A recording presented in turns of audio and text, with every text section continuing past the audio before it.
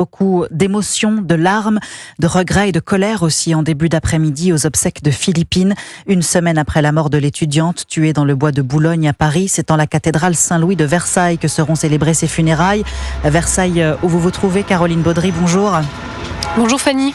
Caroline, c'est tout le quartier autour de la cathédrale qui est gagné par l'émotion.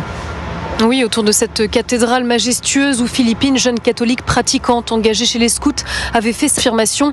Dans cet édifice d'une capacité de 1500 places, les obsèques seront ouvertes au public. Yves, qui vit à 2 pas, tient à être présent, à prier, dit-il, pour Philippine.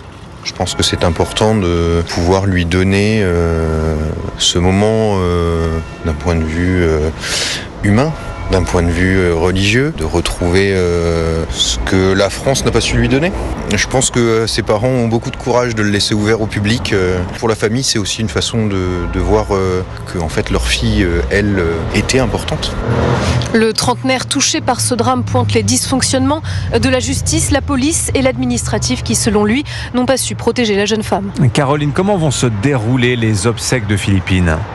Les parents et les 5 frères et sœurs de Philippine seront entourés de scouts et de camarades de l'université Paris-Dauphine où elle étudiait. C'est le père Grosjean qui prononcera l'homélie.